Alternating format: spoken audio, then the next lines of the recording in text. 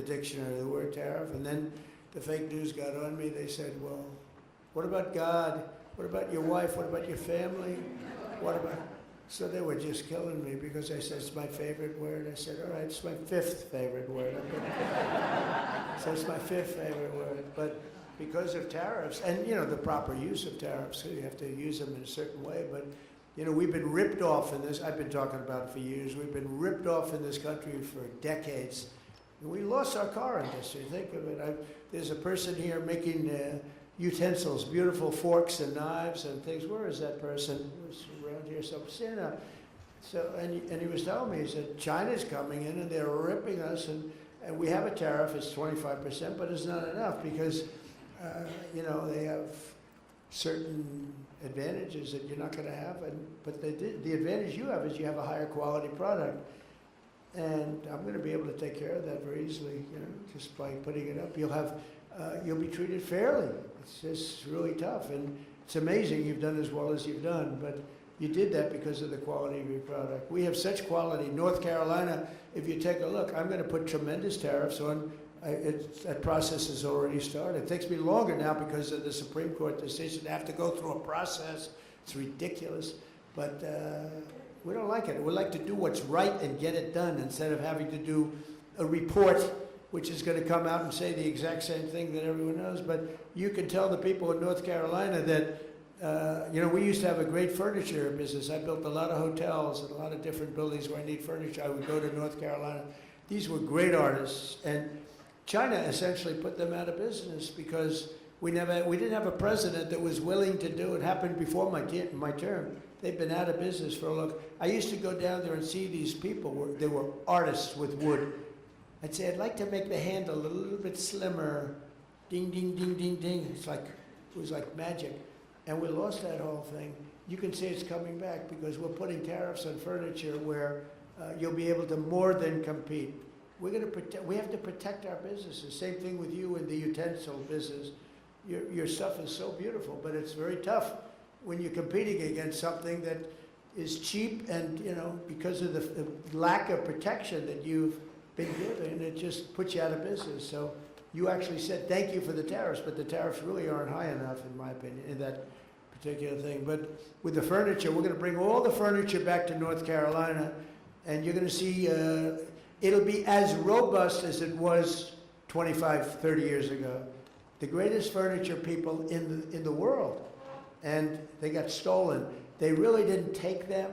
They found people in China that could do it, and all those people got put out of jobs. And their kids have that same ability. And you watch what happens, how good it is in North Carolina, because I've had to go through a process to get that approved.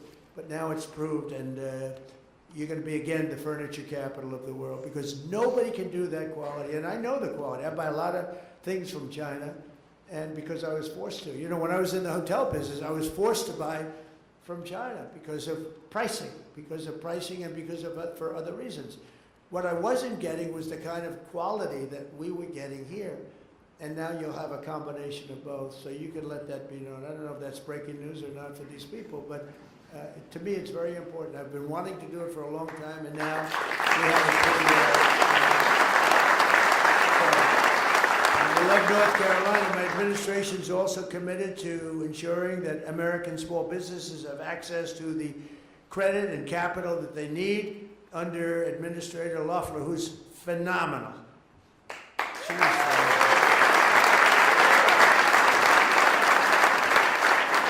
And she's got a great husband, Jeff, and he's a friend of mine, and he's a very successful man, and he's a great man, and he's got a great wife, and I'm so happy getting her in this position. She replaced a woman who is a very legendary woman, Linda McMahon, who's now in education. She's doing a great job. She's moving education back to the States where it belongs. But last year, Kelly, our Small Business Administration issued $7 billion in loans to 11,000 new startups, as well as $1.3 billion in loans to 3,000 veteran-owned small businesses, and $3.2 billion. They're a big business, That's why I say, how can we call it small business? $3.2 billion to American manufacturers, helping restore those beautiful words, made in the USA, where we're using them more and more. We have things being made here that nobody thought it was even possible for it to come back. Like you'll see in North Carolina with the furniture, it'll come back very, very rapidly. So Kelly, I'd like to ask you to say a few words, please.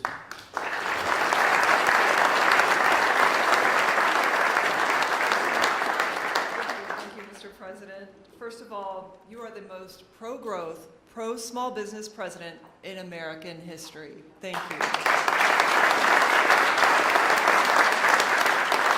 It's such an honor to join you here at the White House to recognize National Small Business Week, and you're the greatest commander-in-chief ever, but also one of America's greatest businessmen, and small businesses know that.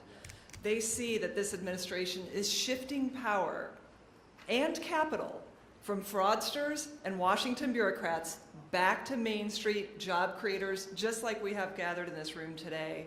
Fair trade, deregulation, and the working family tax cuts in the One Big Beautiful Bill, they are powering real opportunity that I see all over as I travel this country, especially after 4 crushing years of Bidenomics and decades of shipping our jobs and our industries overseas, hollowing out our local communities. That is ending. As I travel the country each week, and Mr. President, I've traveled with you from Iowa's Machine Shed restaurant to Georgia's Coosa Steel factory.